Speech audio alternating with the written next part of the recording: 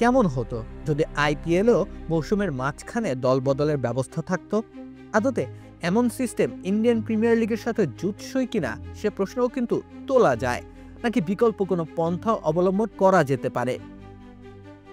Franchise cricketer আলাদা একটা standard set করেছে আইপিএল। জমকালো নিলাম যেন টুর্নামেন্টের পোস্টার হিসেবে কাজ করে। খেলোয়াড়দের উচ্চ পারিশ্রমিক পাওয়ার সম্ভাবনা বাড়িয়ে দিয়েছে, তবে এর মাঝেও দলগুলোর আর্থিক শক্তির ভারসাম্য বজায় রেখেছে। মিড সিজন দল বদলের প্রধান প্রতিবন্ধকতা হতে পারে বাজেট ইস্যু। তাছাড়া এমন উত্তেজনাপূর্ণ নিলামকে বাদ দেওয়া বড্ড কঠিন। সুতরাং এই নিলাম পদ্ধতির সাথে সাংঘর্ষিক কোনো নিয়ম পরিচয় করিয়ে দেওয়া হতে পারে হিতে বিপরীত। তাছাড়া ফুটবলের দলবদল পদ্ধতি আইপিএল এর জন্য ফলপ্রসূ হবে না, কেননা ক্রিকেট দলের রসায়ন ও টিম বন্ডিং বেশ গুরুত্বপূর্ণ। হুট করে এক বা একাধিক খেলোয়াড়ের অন্তর্ভুক্তি দলের ভারসাম্য নষ্ট করতে পারে।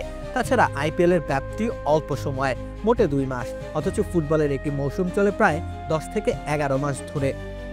সুস্বাদু বাদাম, তিল আর স্বাস্থ্যকর গ্লুকোজ সব মিলিয়ে প্রাণ পিনাট বার। প্রাণ পিনাট বার, স্মার্ট কিছু খাও। এই স্বল্প সময়ের মধ্যে খেলোয়াড়দের দল বদল করা গোটা টুর্নামেন্টের ভারসাম্যই বিনষ্ট করতে পারে।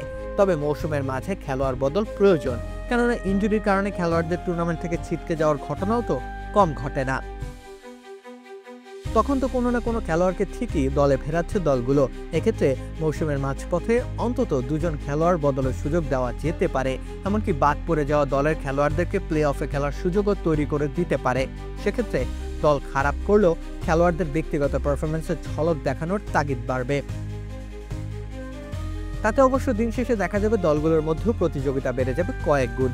আইপিএল এর নিলামের বহুল প্রচলিত নিয়মকে অক্ষুণ্ণ রেখে মৌসুমের মাঝপথে 2 জন খেলোয়াড়ের দলবদল নিয়ম চালু করাই হতে পারে যুক্তিযুক্ত ও সামঞ্জস্যপূর্ণ।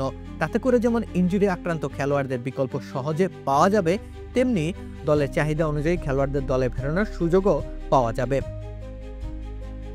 রাকিব হোসেন রুম্মান, খেলা 71।